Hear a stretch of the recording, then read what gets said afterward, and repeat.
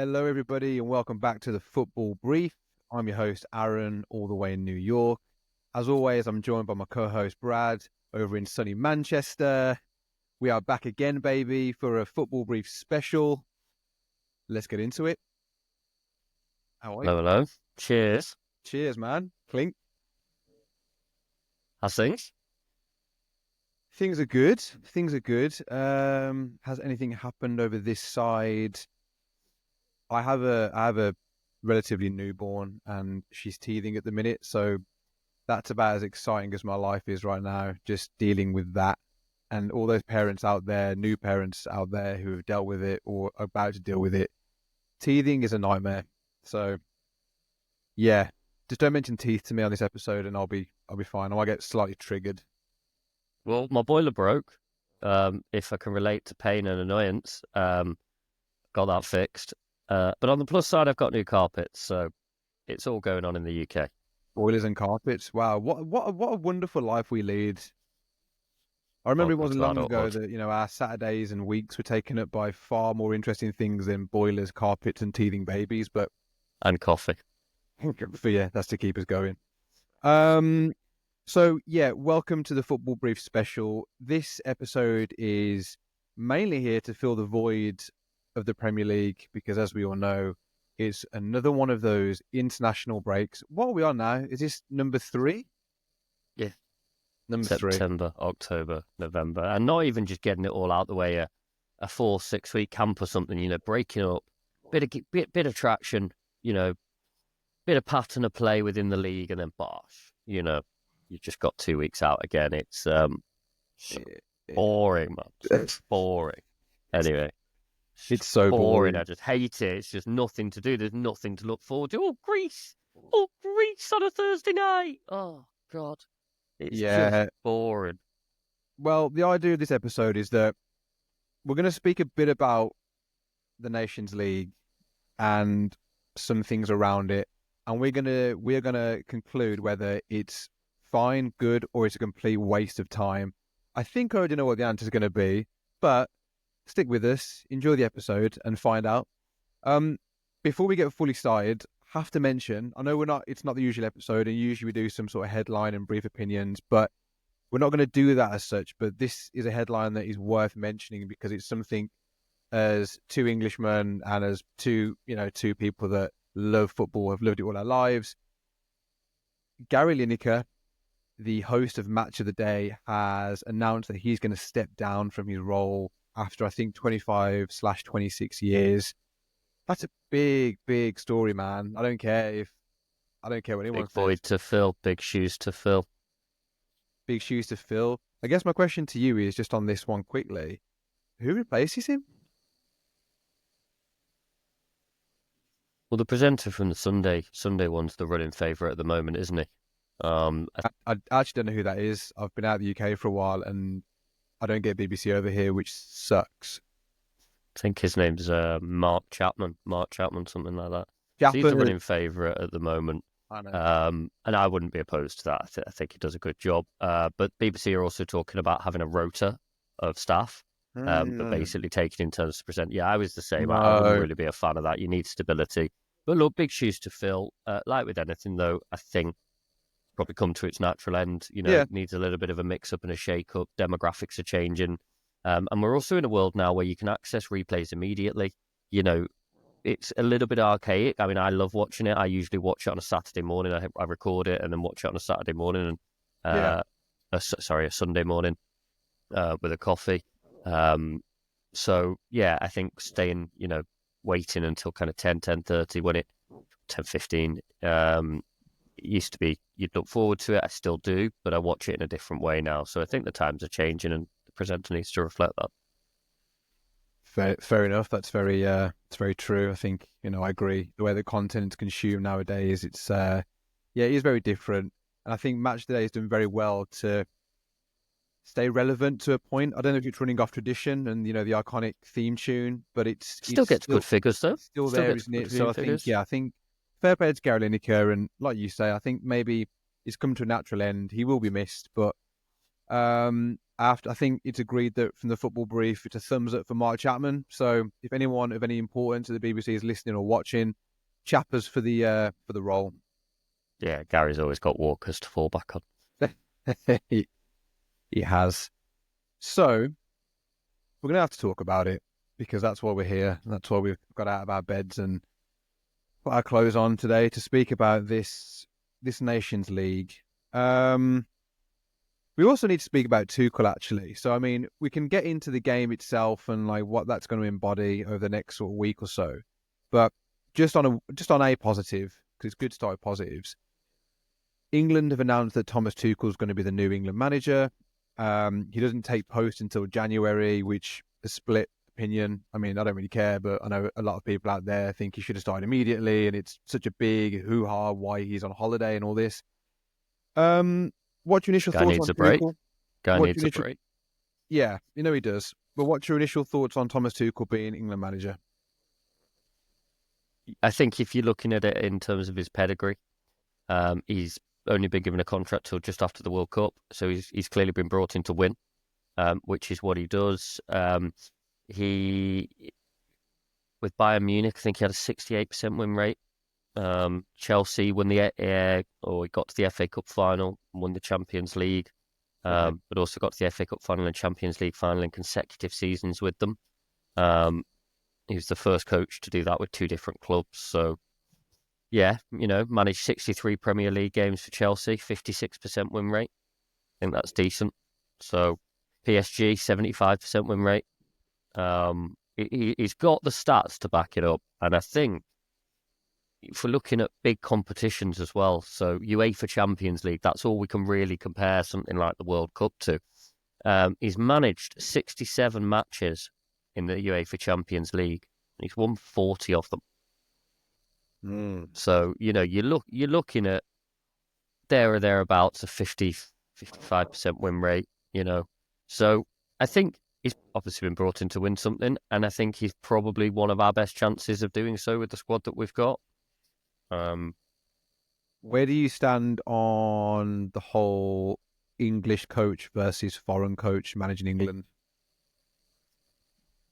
Does it bother you? Not really. I think we should go for the best in class as a team. I don't think it really matters. Yeah, for me.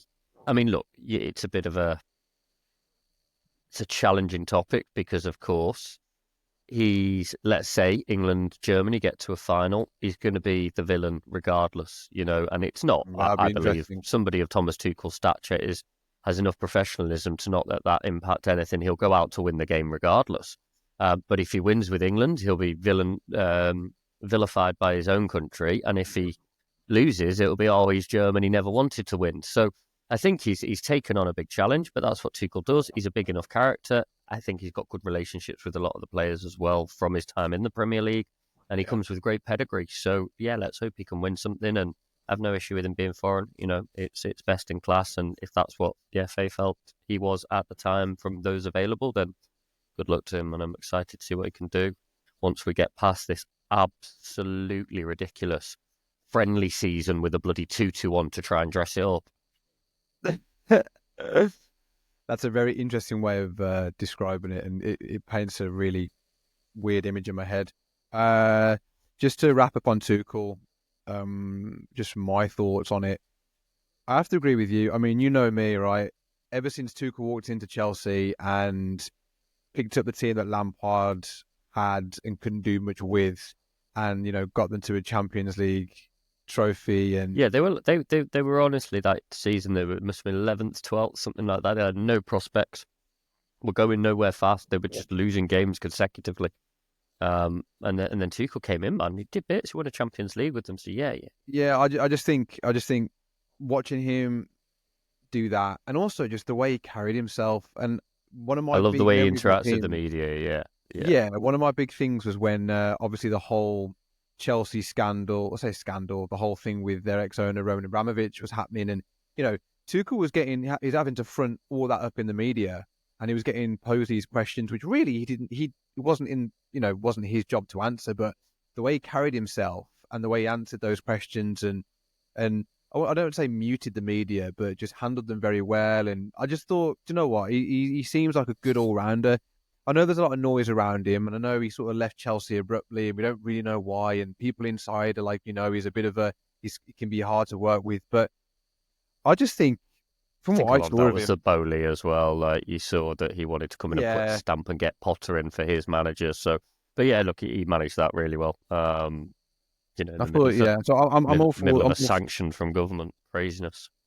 yeah, I know, but I'm all for Tuchel for England. I can't wait to see what he does. But like you say, that's not going to happen straight away because we have this little thing in between called the Nations League. Oh, It's not even a yawn. real thing. It's not. It means nothing. I still don't know what the Nations League is. I don't understand it. I don't get it. And I'm sorry if I sound really dumb. I'm doing a podcast here. I should know things, but I don't know what the Nations League. I don't care to know, really. So I Yeah. just don't. For me, it's a waste of time. But prove me wrong. So I can't. It's a bit of a farce. It was only established in 2018. It's another way of UEFA trying to just absolutely monetize the hell out of the game. And it was bought in. If you remember, we used to have friendlies, and it wasn't split over 3 months either. But we used to have an international break for friendlies to take Yeah, place. I yeah. think it might have been something like a 3 or a 4 week camp where we play, multiple games. But they were just friendlies. So in 2018, UEFA bought the Nations League in to replace these friendlies, but then they had to make them competitive in some way. So they introduced that the results of these games would count towards the UEFA rankings of the teams that play within this league. Wow, There's 4 different categories, A, B, C, and D. Based on your rankings, you divide it in. So now it does have impact to where you're ranking as to where you sit within different pots and pools in major international competitions, which is why there's a relevance to where England finish in their group as to who they may or may not play in the World Cup. So, and qualification for the World Cup and how many games they might have to play for that because it all depends on their ranking. So, yeah, they've basically just come up with a really, really boring way to dress a friendly up and make it relevant. And it's just, I mean, we may as well have just, Lee Carsley, we may as well have just picked our under 21s to turn up here. Most of the senior team are out anyway. Can't even bother to go. that And I worries. don't blame them. I don't blame them. Doesn't We're worry coming me. into crunch time. You're playing in, let's say you're playing in, 4 different competitions, a very high level, whether it's Europa League or Champions League, European competition. You're playing in the Premier League. You're playing in 2 cup competitions, maybe even 1 or 2, but 3 or 4 competitions you're in, and you've got to send your key players away. Just as we're building up to one of the busiest fixture times of the season, coming into the Christmas period, sending them away for international games against Greece and bloody Ireland. Oh, So this is the thing then, right? So at the minute, there's been a lot of clamour from professionals, players in the game saying there are too many fixtures. I've been an advocate get rid of these then. yeah, I've been an advocate for let's not scrap Champions League games. I don't mind the new format. There's more games, but that's fine in my opinion. But it's these games now because you're not only playing these games, you're also putting air miles in the legs of these players because some players are traveling all the way around the world. Let's not forget. So they're coming back and they're tired. And I don't care what people say about getting paid X, Y, and Z. You are only human. You're still going to be tired traveling to Australia or traveling to South America. Like it's not like and I don't care private jets, this, and they're getting food and water and all this lovely thing, but it's still going to be a lot. So is this evidence of there being too many games? Because like you rightfully said, there's a bit of an injury crisis now. Are these players really, really injured, or is it clubs sort of like putting their foot down and saying, do you know what? They've got a slight niggle, but I don't want you going over there now. Like we would rather you stay at the club. We're going to monitor you. Rest up because like you just said then. Well, We have players making that decision, maybe not the man. coming up. Yeah, we may not be in the days of Fergie anymore. I mean, we've all heard the pros from United back in that day come out and say that sometimes Fergie would have a slight influence or make a comment or would just blanket refuse to let them go to England friendlies and things like this, or that he'd ring the England manager at the time and have a discussion with them about negotiate. You can have this and this player, but you're not having these players, especially around this time of year. But I think the players as well, they want to play every game. They want to be decorated, and yeah, they'll turn up for the competitions, but these are glorified friendlies. So no, I do think it's a tough ask of them. And these are players, by the way. These aren't just.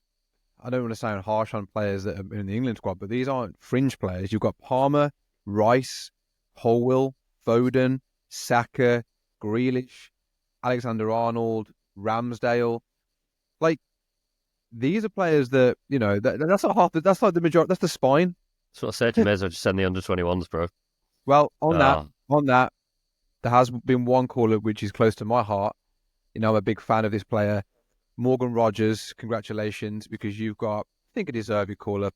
Cheers, Middlesbrough. Thank you, Middlesbrough. Circumstantial. Yeah, Middlesbrough fans, and I know we have two friends who are Borough fans, and when Rogers was first linked, do you remember in our WhatsApp group, I said, oh, can I get a bit of intel on Rogers? And I think one of our friends was like, yeah, he's okay, not done much, not pulling up trees, but, you can have him for the price. Well, thank you very much for the price, because it's been a snippet. I'm sure there's add-ons included now that he's made. Look, even if it's 12, 13, 14 million quid you've paid for him, he's been an absolute steal for what he's done for Villa. He really has, yeah. Actually, speaking about under-21s as well, as we're on that topic, did you see the Bristol, Bristol Motors Cup, the under-21s Cup? So I think this was the first time that a lot of the big clubs have entered teams into this, and out of 16 of the new clubs that were entered, 15 of them got knocked out last night. And the night before, there's only one left, and it is Aston Villa, under-21s. Even though they lost last night 3-0, they lost the match, but they won the tie. So yeah, I did see that. Also, I just kind of don't get under-21s. Can someone explain that to me? Because last time I checked, I've seen 17-year-olds playing in senior squads. Like, what? Like, if you're not in a senior squad by 21, like, what are you doing with yourself? If you're not in a senior squad by 21? That's what I mean. Like, what is the whole purpose of under-21s? Because if you're that good, you're Mainu, your Garnachos, your Wayne Rooney's. If you're that good, you just get into a squad anyway. So what is the actual purpose? I get developing youth and everything, but surely cut that off at 18. Like, if you've not made it by 18, man, you've not made it, right? Or I just don't understand under-21s. But there's been a lot of stories and a lot of cases where just because one club doesn't fancy you at 18, and at that point you've been playing football all your life, so you've got a bit about you. But then what you don't offer to one club, another club can pick up, and then you then go on to blossom and become a great player. It's a cutthroat business, really, especially in the academies. I've got a couple of friends back in England who their sons are in the academy. One was in the Villa. I think he's just moved over from the Villa academy actually to the Man United academy. It's a cutthroat business because you get to the end of the season, it's like, we're going to keep you, we're going to retain you, or we're not. And then you get released, and it's about then trying to find clubs. So I think there's a lot to be said for academies. It just gives them that extra opportunity to try and find a club, I suppose, then, does it? Yeah, exactly. I see Greece tomorrow. I'll throw out a score prediction with our threadbare, barren squad. I'm going to say Morgan Rogers for a goal, and I'm going to say England 3-1. Fair. I don't know if he'll start. But I mean, well, mind you, there's no one left in the squad, so Morgan Rogers might have to start. Yeah. Is Kane in the squad? Yeah, I think so. Yeah. Of course he is. That guy could have a broken leg and not have played in 6 months, and he'd still be called up. This is the annoying thing with Kane as well. Like, Tuchel loves Kane because he brought him to Bayern Munich. So, like, just when I thought Kane's maybe coming to the end of his England career and we can start trying to, blood some fresh youngster in there, Tuchel comes in and for a fact he's going to be... Look, Kane's a goal scorer. Yeah, but you say that, right? And I'm sure Tuchel and him are good mates, but I don't know, man. I think he could come in. And what happens if he blames him a bit for the fact that he didn't win anything at Bayern Munich for that season? It'd have cost him his job. He was a big part of it. Yeah, true. Maybe the first thing he does is think, do you know what? I know why you're not winning things. You've got Harry Kane in the squad. He's allergic to winning trophies. Get rid of him. Yeah, he's never been worried about upsetting people either, has he, really? No. So you're saying 3-1, Morgan Rogers to score. Greece, they beat us last time, but I don't think that'll happen again. No. I think Lee Carsley, I don't know, may have learned from his mistake. Who knows? Is he going to play the striker this time? Is he not? Is he? We don't know what's going to happen. I think we'll win 2-0. I think it'll be 2-0. I don't think it'll be completely comfortable, but I think we'll just do enough. I think we'll keep a clean sheet. I think we'll get 2 goals. Give me a goal scorer. A goal scorer. I need to think who's there. Ollie Watkins. We're going full Villa here. Ollie Watkins. I don't think he's in the squad. He is. You sure? Because Konza, Watkins, and Rogers, 3 villains are representing the country. Don't test me on this. Yeah, I just wasn't sure. I thought I'd seen that he was out. I thought he'd ruled himself out. I mean, in an ideal world, I'm happy for Rogers, but I really didn't want him to get called up because the last few games he's been looking quite leggy for the Villa, and I just think, does he need to play these games? But obviously for him, it's a really joyous occasion. Watkins and Konza have not been on form either. I'd rather them not go, but it's just annoying. But Bro, I get it. I get it. yeah. Right. Well, mind you, the England squad's pretty bare of United players at the minute. I'm excited to see what Amorim can do. A little bit of hot United news as well. Apparently, Anthony has made a mutual agreement with the club to be quite actively on the market in January with the view to leaving the club. Exactly. You know that guy that just spins constantly.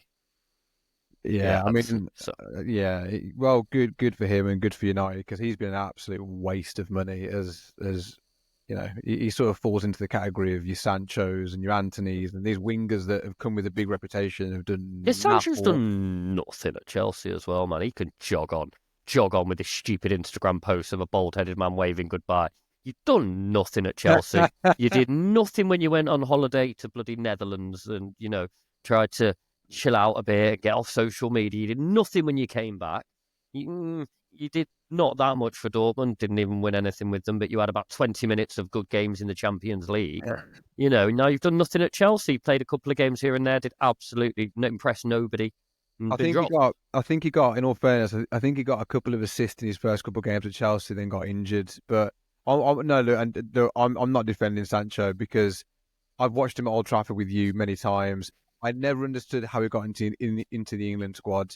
And also, like, who signed him? Are our scouts blind? He did seem really, really like petulant. Like, to put that Instagram post, like, dude, show some professionalism, man. Like, we get it. You had a bit of a fallout, and maybe you were in the right, and that's fine if you were. But like, don't be petty and put things on social media. Like, you do that in high school. You do that with like, a girl and a boy. Like, oh, I'm going to indirect message. Like, grow up, mate. Grow up. Honestly. So yeah.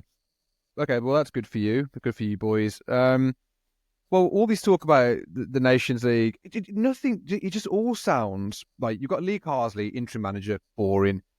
Glorified friendlies, boring. We're essentially playing for rankings, boring. There's no players, no one's going to be on show because all the star players are out, injured, boring. No offense to players that are playing, but like, what is there to get excited for? If I wanted to tune in and watch Jared Bowen and bloody Branthwaite play, I'd watch Everton and West Ham at the weekends. You know what I mean? I don't want to watch them. Don't want to. I know. God's sake, man. I have to say, look, fair play to the diehard fans that travel all that way. I think it's away at Greece. Greece away, and then Ireland at home.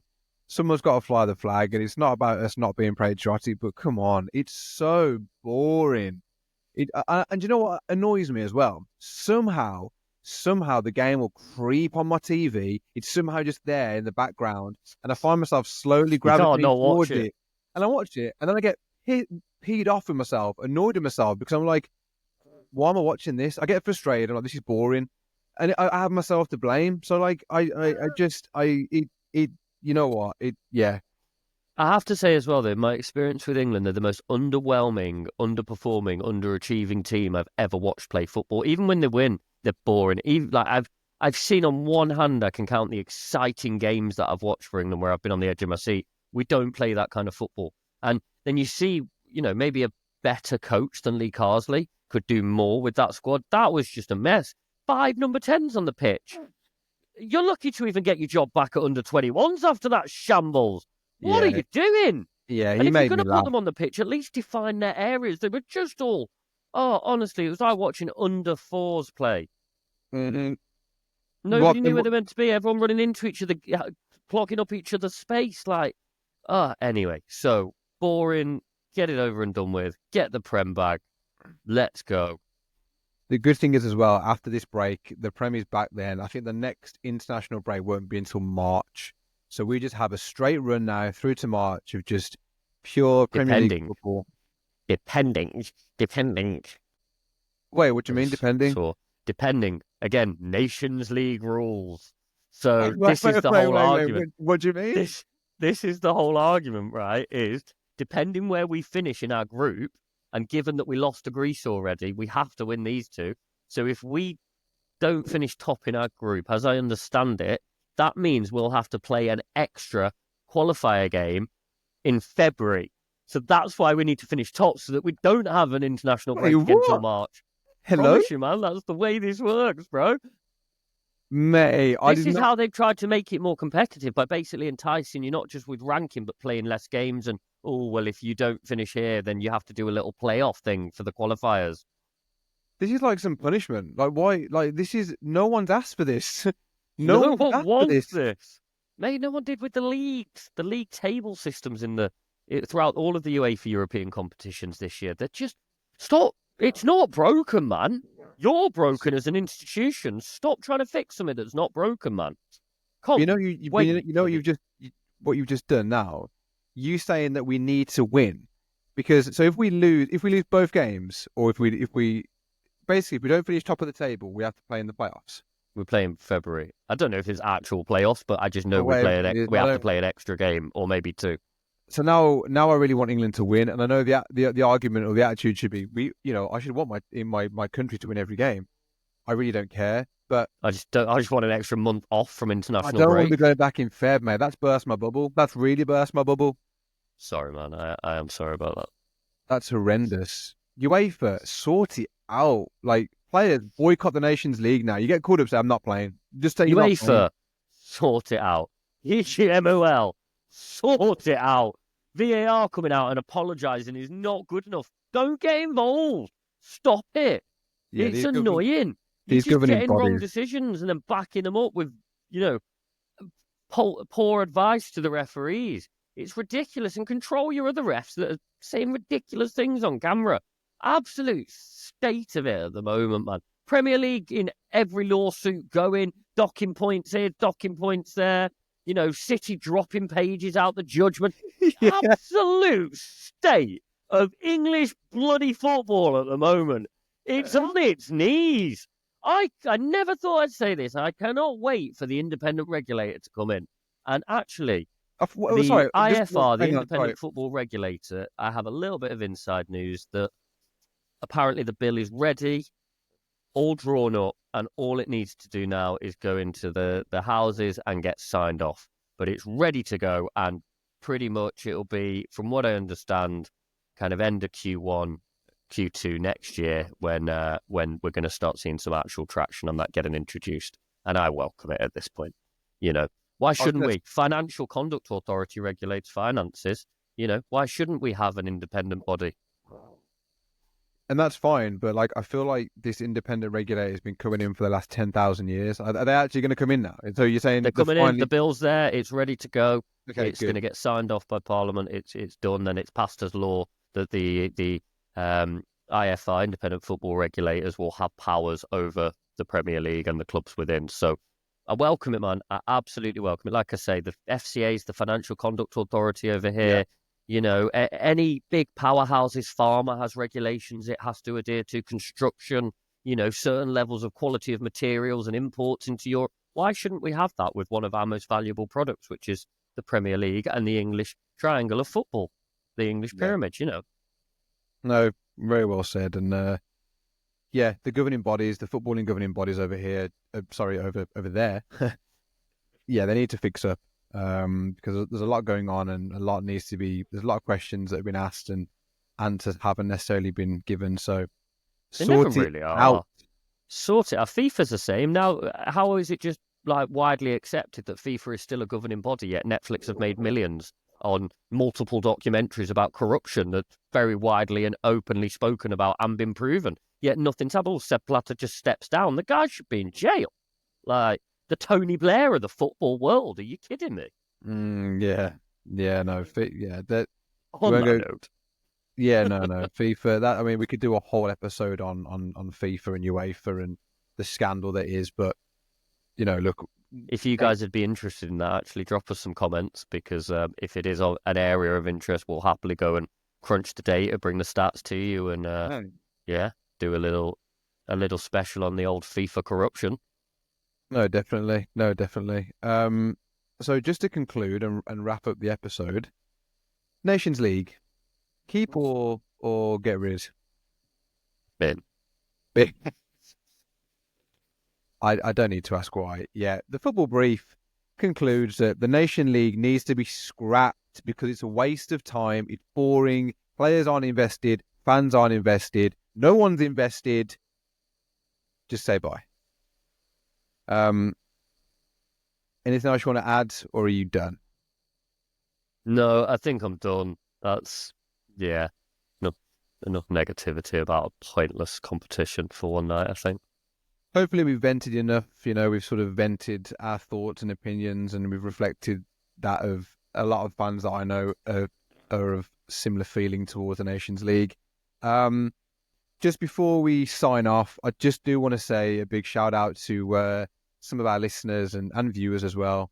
We've had some listeners over in Germany, Denmark, Canada, which, look, I know we're very new to this, and this is in its infancy right now, but those those clicks, those likes, and the viewings that we do get means a lot. So thank you very much. Just keep sticking with this. We have a lot of exciting things to come, a lot of ideas that we're putting forward, and yeah, we're only going to keep growing and getting better. So just keep tuning in, enjoy, share, check us out on social media platforms, and yeah, man, it's we enjoy doing it, and we want to keep giving you the news and our opinions on it. So just from the football brief, thank you very much. Stay safe, people. Stay safe. And as always, pleased to brief you.